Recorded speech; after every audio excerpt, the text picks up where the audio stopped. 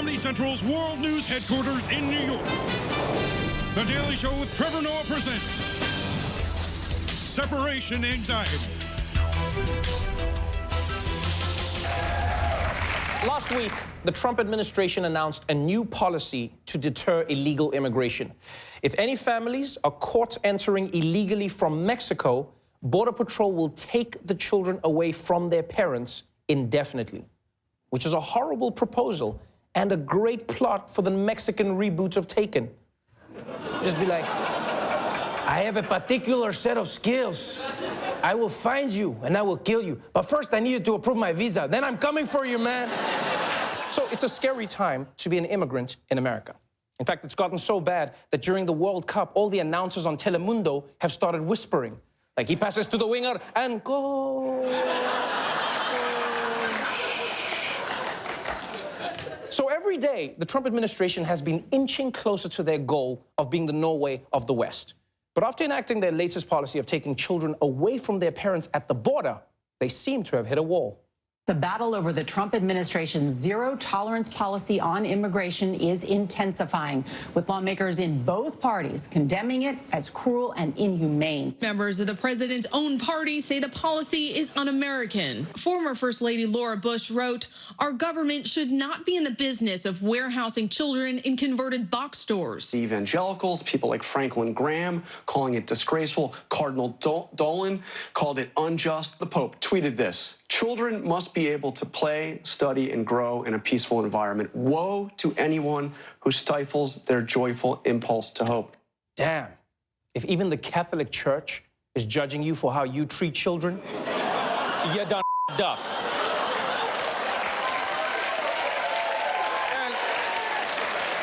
And it's not hard. It's not hard to see why anyone with a soul is upset, right? We've all heard the stories about traumatized children, the federal government deporting parents but keeping their kids. We've even seen images of how Homeland Security is holding some of these children in cages. There's no way that you can defend this unless you work at Fox and Friends. Because I don't know if you guys know this, but apparently that cage is not a cage. We got from the Border Patrol some of the images inside these detention facilities. Look, I'm from a farm community. To me, I see the chain link fences. It's more like a security pen to me. You do see some fencing, but keep in mind, some have referred to them as cages, but keep in mind, this is a great big warehouse facility where they built walls out of chain link fences. Wow. I never ever thought I'd hear a positive spin on detaining children. She's like, look, I'm a cage half full kind of guy, you know? After all, what is a chain link fence if not a wall made of silver linings? I mean, think about it. Look, man, we're not idiots. A cage is a cage. Now, some have argued that although these images of the cages are disturbing, those kids that have been separated from their parents only stay there for 72 hours, the first 72 hours. After that, they get a free upgrade. Nearly 1,500 boys between 10 and 17 years old now live in a converted big box store. We're shown the boys' rooms, meant for 4 beds, now with 5. Classrooms for civics and English lessons. The kids play video games, shoot pool, and play foosball. They're getting school and soccer and video games and 3 squares and 2 snacks and plenty of sleep. They're being fed well. They go on field trips. The staff there give them toiletries, they give them new clothes. The conditions that they're in here in America, where they have good meals, they have air conditioning, they have TV, they're being treated much better than most of the conditions I'm being told they left. Yeah, okay, you know what? Maybe you're right. Maybe these detention centers are nicer than where these kids were living in Honduras. But that's not really the point. The point is, the federal government is effectively stealing kids away from their parents. Like, if some guy in an unmarked van took your kids from the park, the last thing you'd be worried about as a parent is how nice the van was or whether they had the good candy. You wouldn't be like, ma'am, your child was kidnapped. Oh, no, by a man driving a Bentley. Oh, wow, oh. Okay, you can stop looking. Yeah, you can stop looking. No, nobody's thinking like that. And you know what's been particularly shameful is how the Trump administration has tried to sidestep the backlash. For instance, this is Kirstjen Nielsen, the Secretary of Homeland Security and IKEA bookshelf. According to her, the administration had nothing to do with this at all. Parents who entered illegally are, by definition, criminals. By entering our country illegally, often in dangerous circumstances, illegal immigrants have put their children at risk. Congress and the courts created this problem, and Congress alone can fix it. This administration did not create a policy of separating families at the border. We are a country of compassion. We are a country of heart. Okay, no, I'm sorry, that's some bullshit, right? That's just some bullshit. We're a country of compassion, country of heart. You can't do a fatality on someone and then call it friendship. That's not how it works. Because this administration did create this policy, right? It's pretty ballsy to blame Congress for it when 3 people from your administration already said it was a Trump team idea. Right? It's BS. It's like if Beethoven said that Beethoven's Fifth was written by Johann Nepomuk Hummel.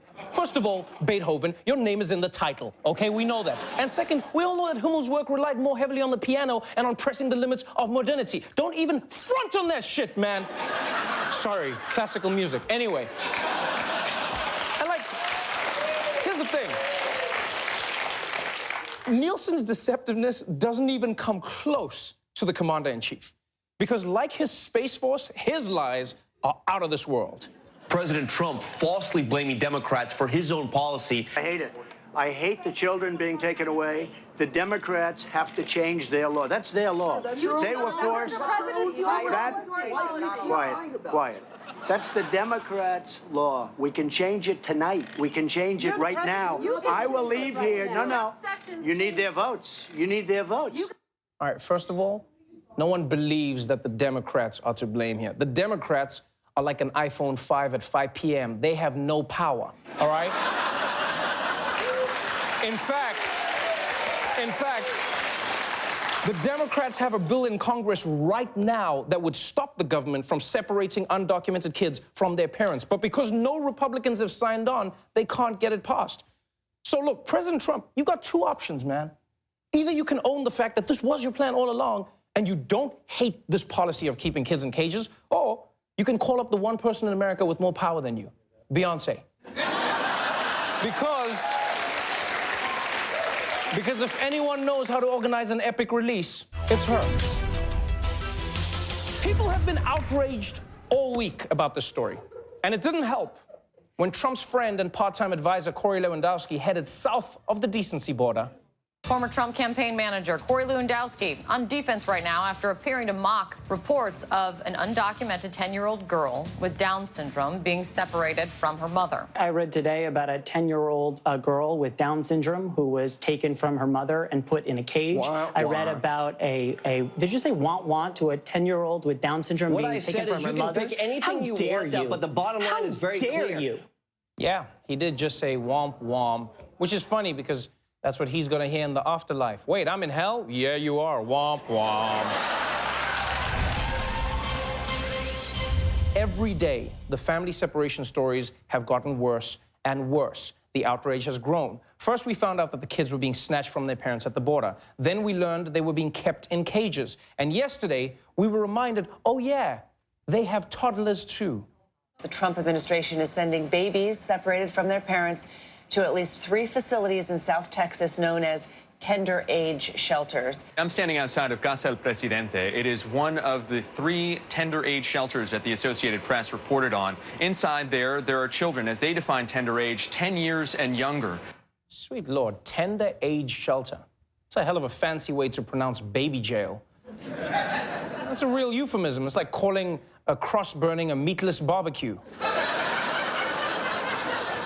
And so, yesterday, people found out that the federal government was snatching children as young as 8 months from their parents. And people were rightfully outraged, not just at Trump, but also at his Homeland Security Secretary and Cinderella stepsister, Kirstjen Nielsen.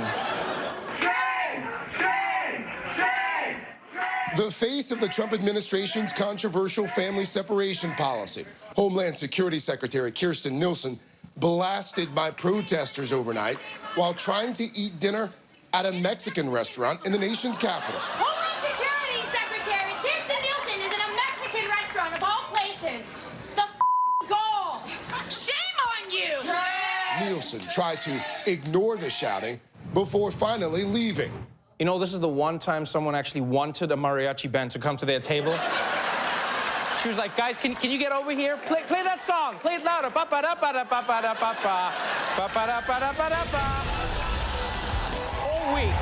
All week, the big story has been about liberal activists confronting Trump and his senior officials over his immigration policies. But according to some, this anger is just playing straight into Trump's enormously small hands.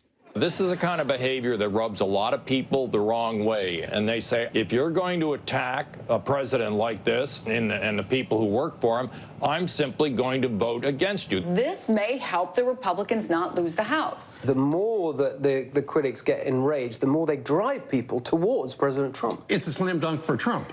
Slam dunk for Trump. Wow, that's a phrase I never thought I'd hear. The physics just don't seem possible, you know? But still, the question is, does liberal outrage at Trump only drive more people to his side? Well, for answers, we turn to our senior civility correspondent, Michael Costa, everybody. Michael, this is really confusing. Well, I know it seems confusing, Trevor, but those pundits are absolutely right. It's like when my girlfriend kept accusing me of wanting to sleep with Karen. You know, she brought it up so much that eventually I slept with Karen. Again, I had already slept with her. I'm not a great person. I'm just making the point. Wait. What is the point again? The point is, like my girlfriend, all the liberals screaming and shouting annoys people so much it makes them vote for Trump.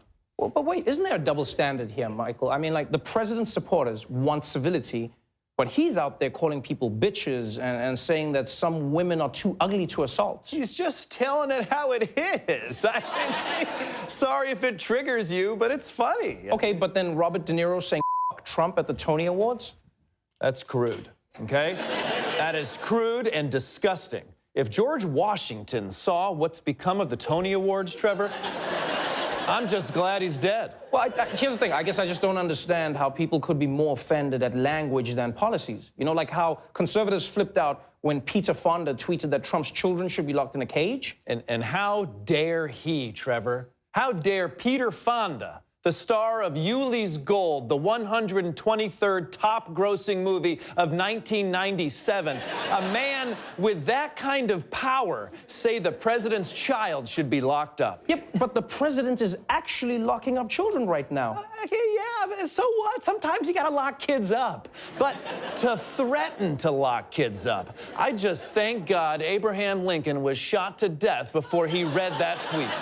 Okay, but just so we're clear, this is the same side that cheered on Corey Lewandowski when he mocked a girl with Down syndrome being taken away from her parents. Do you even have jokes in Africa, Trevor? Lewandowski wasn't mocking the girl. He was mocking people who think a girl with Down syndrome being separated from her family is sad. But it is sad. If you don't think that, you're heartless. Oh, really, Trevor? You're calling Trump voters heartless? Guess what? They just got 10 more Trump votes right there. Wait. I just got him 10 more votes? That's the stupidest thing I've ever heard. Oh, and now they're stupid, too? Now those 10 people are definitely voting for Trump. Didn't you just say that they were already voting for Trump? They might have forgotten. Those people are kind of stupid. So let me get this straight. If liberals criticize Trump, he'll get more votes. But if they don't do anything, then he wins anyway. So how can they win the situation? Don't ask me. I mean, I had a girlfriend and Karen, and now they've both kicked me out, you know? I'm just glad Ronald Reagan is too dead to see this proud American reduced to sleeping in the office of his African boss. Wait, you're sleeping in my office? That's Trevor Noah, everybody. We'll be right back. Thank you very much. Over the past few days, outrage has been growing around the Trump administration's new policy of taking kids from their parents at the border. And this issue is not going away. It's like strip club glitter, you know? Yeah, the secret is to use sticky tape. A lot of people don't know that. Now, with a lot of Trump's other unpopular policies, Republican lawmakers have kept quiet and done nothing. But this time may be different. A growing number of Republicans are urging the administration to end family separations. The president has the ability to stop this if he'd like. When the president is saying that this is all on the Democrats, that it's their law, that's just not right. That's not true. It's not American to do this. Well, the White House could change it in 5 minutes, and they should. I think the whole thing is a hot mess. All of us who are seeing these images of children being pulled away from moms and dads in tears, we're horrified. This has to stop. I never thought I'd say this, but I agree with Ted Cruz. Seriously. No, look, we've given Ted Cruz a hard time on the show, but let's give him props. He wants to solve this problem. Yeah. And I think we need to solve it before Ted Cruz decides to go to these detention centers himself, because these kids have been through enough. They'll be like, please, please, please, let me out of this cage, let me out. Whoa, what's that? No, keep me in, keep me in. Whoa. Is that what you guys have on the outside? Yeah, no, I'll stay in here, I'll stay in here. Please welcome Congressmember Karen Bass.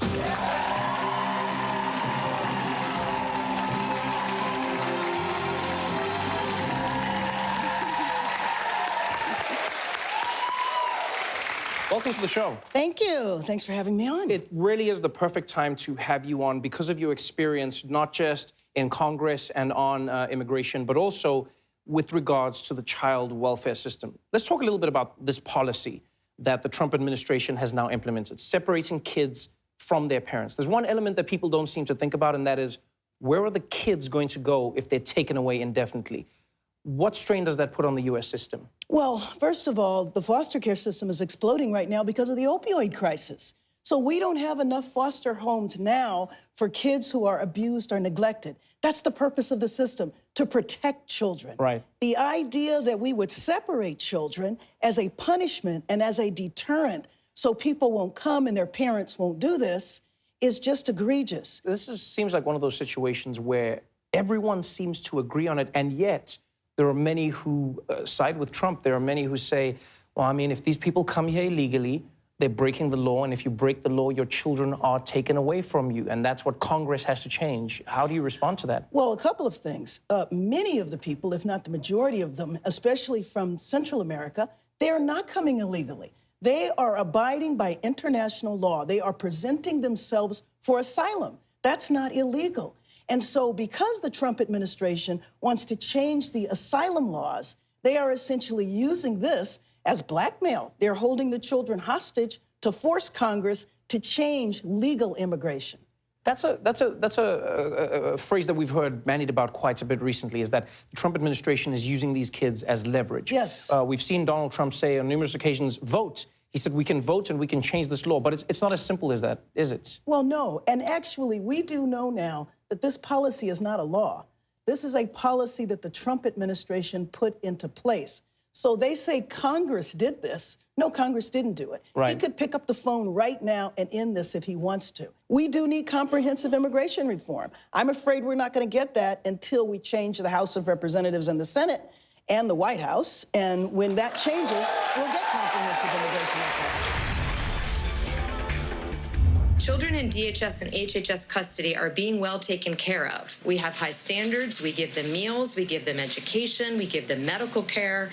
There's videos. There's TVs. Wow, meals, education. What's anyone even complaining about? Except, you see, again, this is the same type of excuse that they used in the 40s to defend America's Japanese internment camps. The Army provided housing and plenty of healthful, nourishing food for all. Special emphasis was put on the health and care of these American children of Japanese descent. Here they would build schools, educate their children, reclaim the desert. They are not prisoners. They are not internees. They are merely dislocated people. Oh, yes, they're merely dislocated people. Yes. Who dislocated them again? That doesn't matter, not important. So look, today's situation isn't the same, but the excuses sure sound familiar. In fact, they're as old as America itself, which unfortunately makes them too old to be locked up in a tender age shelter. Homeland Security Secretary Kirstjen Nielsen says the government will meet today's deadline to reunite all eligible children and parents who were separated at the border. That's right. Move over, Thai soccer team that takes weird-ass field trips. Some other kids are being rescued now. Yeah, and it's all thanks to the commander-in-chief. This is so amazing, man. All the migrant children who were torn away from their families at the border will now be reunited. Yes. except for the hundreds of kids who won't be reunited. Yeah, but I don't think we should focus on the numbers when we're talking about children. I mean, I believe the children are the future. You teach them well and something, something, something, something.